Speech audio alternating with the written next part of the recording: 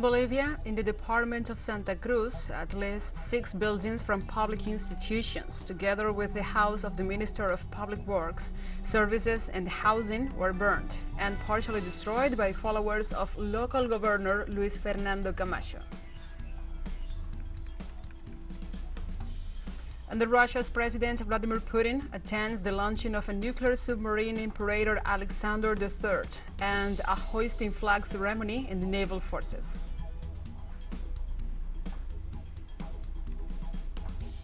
And at least 19 people died and 60 were injured after a massive fire in the Cambodian Grand Diamond City Hotel Casino.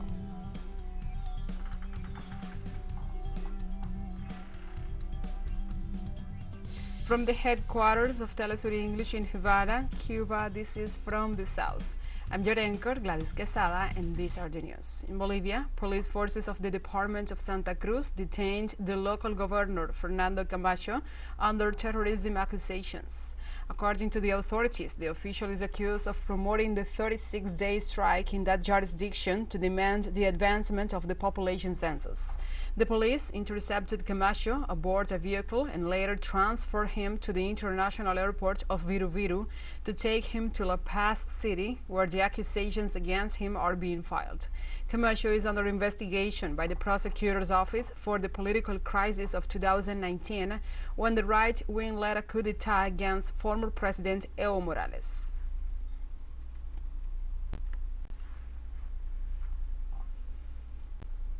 And we remain on topic. In Bolivia, at least 6 buildings from public institutions, together with the house of the Minister of Public Works, Services and Housing, were burned or destroyed by followers of Santa Cruz Governor Luis Fernando Camacho.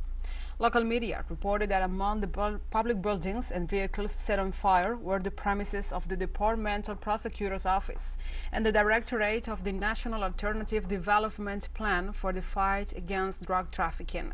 The violence broke out after the arrest of the governor Luis Fernando Camacho, who will have to testify in the Department of La Paz over the case Coup d'Etat 1 regarding the violence and deaths during the crisis and police repression of 2019.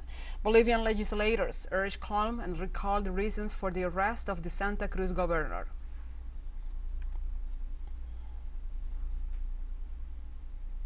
In Argentina, the organization Grandmothers of Plaza de Mayo announced on Wednesday that they had successfully identified the 132nd missing grandchild.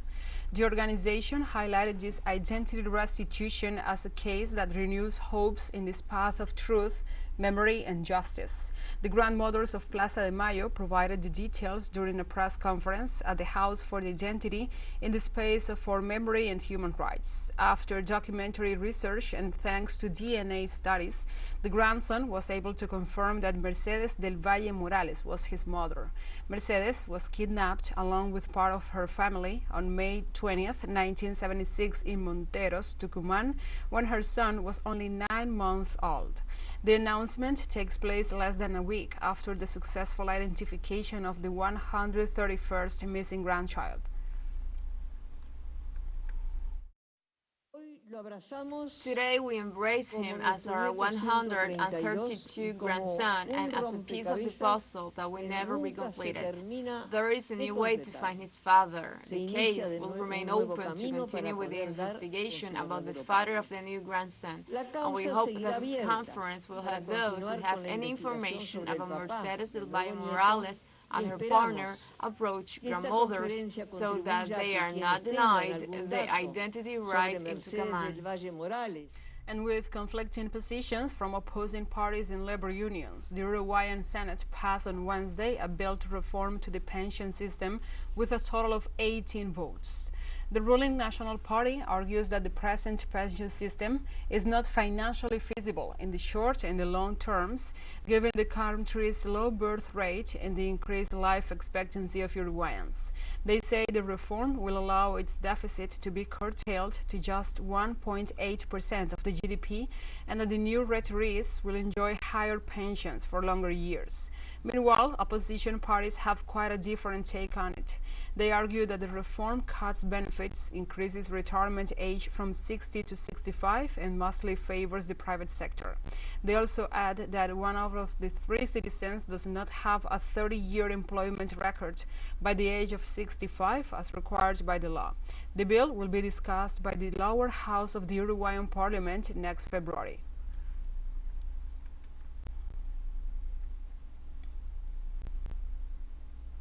And the president of Venezuela, Nicolás Maduro Moros, applauded the efforts of the different military components as well as the disciplined work of the community military brigades for education. The head of the state led an act on the occasion of the traditional end-of-the-year greeting to the members of the Bolivarian National Armed Forces. There, he decorated the troops for the drug seizure maneuvers and security protection in the west of the country. President Nicolás Maduro Moros visited the military equipment demonstration used for the defense of national sovereignty. In this context, the military authorities gave a report on the military community brigades development for education called Bricomiles.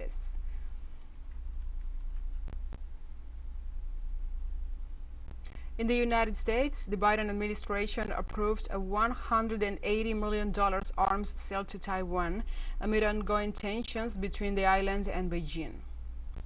The State Department announced the deal included the sale of a vehicle-launched anti-tank munition laying systems and related equipment to the Taipei Economic and Cultural Representative Office, Taiwan's diplomatic outpost in the United States. In September, the State Department approved more than $1 billion in arms sales to Taiwan, the largest in President Joe Biden's tenure, which included up to 60 anti-ship missiles and up to 100 air-to-air missiles. That sale came shortly after tensions between China and the U.S. increased following House Speaker Nancy Pelosi's visit to Taiwan on early August.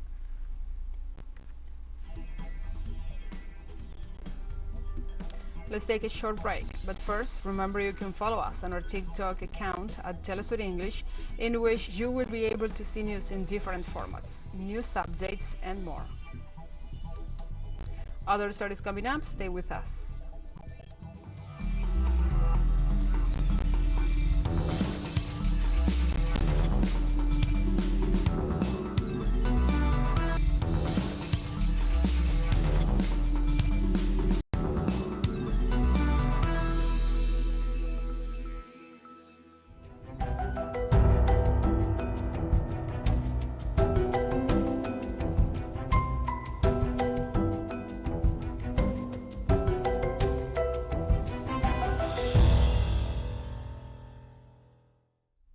Welcome back to From the South. In Indonesia, Bali's famous riches like Rura and Legian beaches are being buried by up to 60 tons of plastic rubbish each day. According to experts, this is becoming an annual reality owing to weather patterns like monsoons and inefficient waste management, leading to a worldwide marine pollution crisis. In 2022, specifically over just the period of 2 days in January, around 90 tons of rubbish was collected on the beaches of Kuta, Legian, and Seminyak, where authorities are struggling to deal with waste. As a way to cope with the issue, local business persons, hotel workers, and villagers come together to help with the cleanup.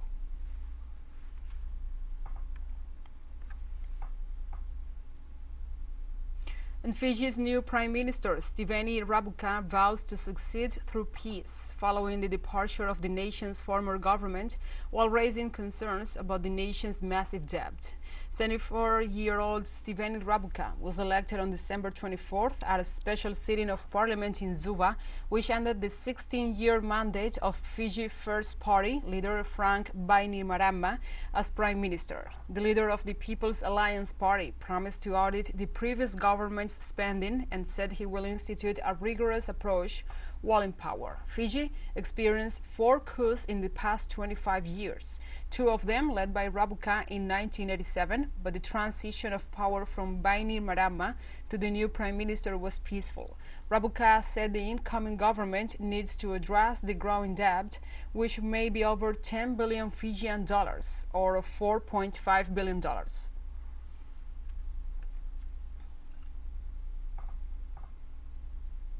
South Korea's Fire Department reported on Thursday a major fire in a tunnel of the Gwajeon Expressway, with a preliminary death toll of 5 people and 37 others injured, 3 of being in serious conditions. According to local media reports, the accident was caused by a collision between a bus and a truck on a highway connecting the port city of Incheon with the city of Seongnam. Rescue teams found 5 fatalities inside one of the wrecked vehicles, including the drivers involved in the collision, as witnesses alleged that flames spread rapidly around the scene, creating large masses of smoke. The authorities said that the number of victims could increase, depending on the outcome of the rescue work, in which helicopters, close to 94 tankers, and 219 firemen are involved to control the fire.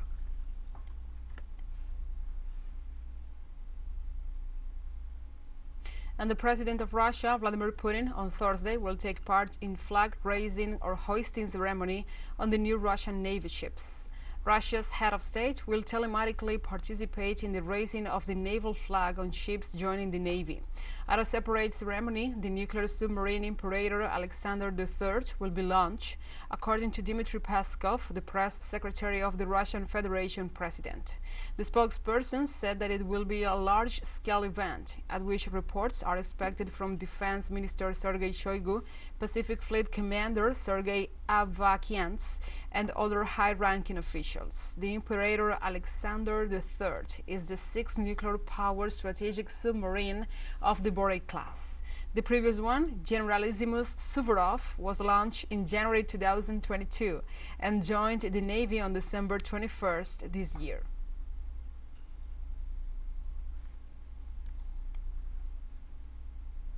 The Serbian president, Aleksandar Vučić, ordered to cancel the state of high alert for the National Armed Forces, introduced on December 26 during an escalation in northern parts of Kosovo. The Kosovar police announced that the road running from the border with Kosovo to central Serbia, which had been blocked since December 27th, is now accessible. The situation in Kosovo escalated abruptly on December 6th when the regional special forces, accompanied by patrols of the European Union mission to Kosovo, started capturing electoral commissions in the northern part of the region. The Serb population organized itself and pushed the Kosovars back past the river Ibar. They also blocked highways in several settlements with barricades.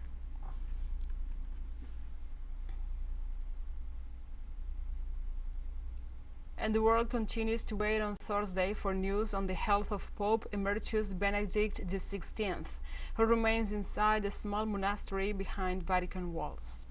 Since midday on Wednesday, when Pope Francis announced unexpectedly during his weekly audience that his predecessor was very ill, there have been no medical updates. Francis sounded the alarm during his general audience when he asked for a special prayer for Benedict. He later visited the retired pontiff at his home in the monastery in the Vatican Gardens, and a Vatican spokesperson confirmed that Benedict had experienced a worsening in his condition due to his age. These news have prompted questions about what happens if and when he dies. The only certainty is that the most important ritual following the death of a pope, a conclave to elect a new one, does not apply.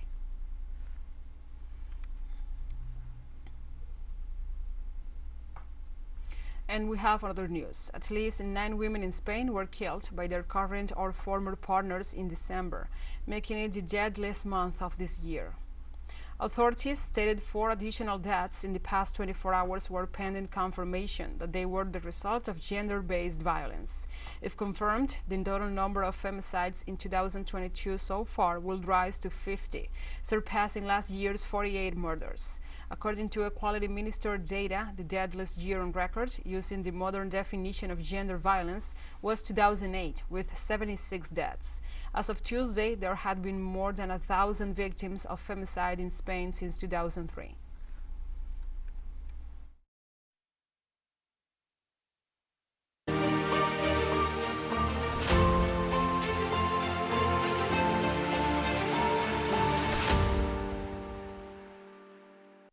Now we move on to other topics. A Ukrainian S-300 missile fell on Thursday at the territory of Belarus, Belta agency reported at the moment. There is no information about possible casualties. The incident takes place 1 month after a similar case in Poland, which resulted in the death of 2 people. It is specified that following Lukashenko's instructions, a group of specialists from the investigative committee and the country's defense ministry are establishing the causes of the crash. According to available information, there are 2 main versions of what happened. Either the missile flew into the territory of Belarus, just like the recent incident in Poland, in the wrong direction, or the missile was shot down as a result of the Belarusian air defense system, the agency reported.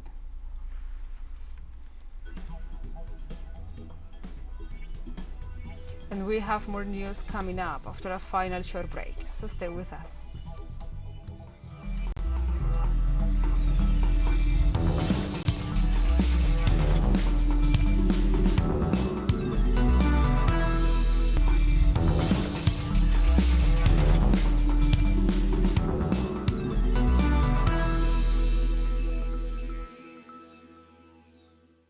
Welcome back.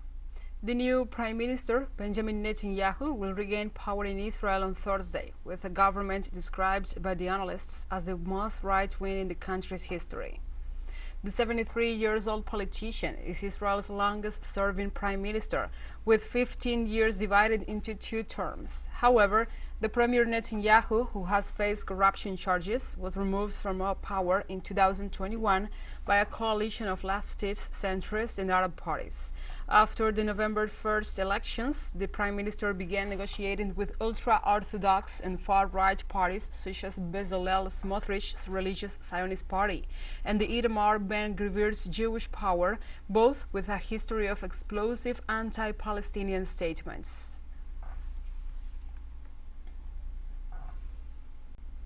On Thursday, the United Nations suspended some of its time-critical programs temporarily in Afghanistan due to the ban imposed by the Taliban regime on women and girls in that country.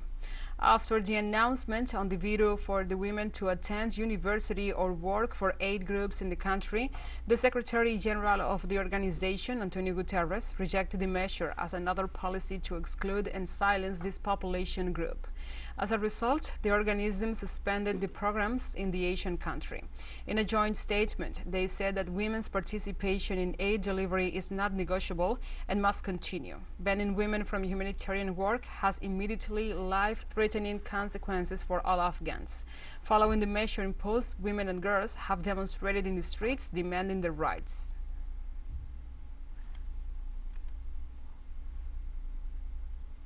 And the massive fire that lasted more than 12 hours in the Cambodian Grand Diamond City Casino Hotel killed at least 19 people and injured about 60 on Thursday, while other victims are still unaccounted for. Right after knowing about the disaster, neighboring Thailand sent fire trucks and emergency workers to help cope with the crisis. Local authorities said some victims were believed to still be under debris or in locked rooms that rescue teams could not immediately access, so the death toll is expected to rise. About 400 employees and patrons were in the Grand Diamond City Casino and Hotel in the town of Phoi Phet when the fire broke out. Cambodian police stated that hundreds of military, police and volunteer rescue personnel had joined the rescue efforts, which has or was suspended at nightfall given the risk of the building might collapse.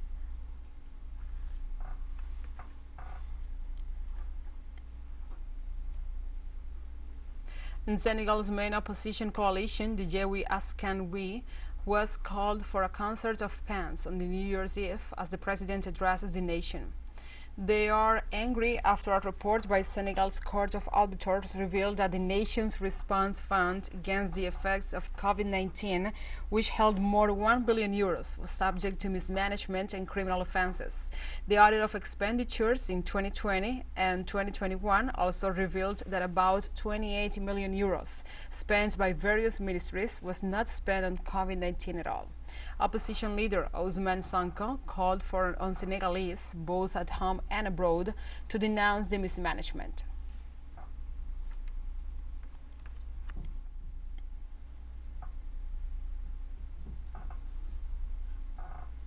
And aircraft refueling problems affected on Thursday 41 flights at Tambo International Airport, according to Airports Company South Africa.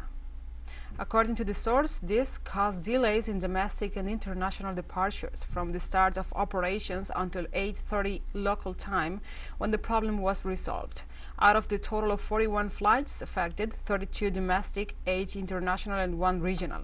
Airports company South Africa said in a statement that the cause of the interruption was due to a technical problem with the main supply that provides, or the valve that provides fuel to the area where the aircraft are parked, which failed to the day before. As an emergency measure, the company resorted to tanker trucks the next adds.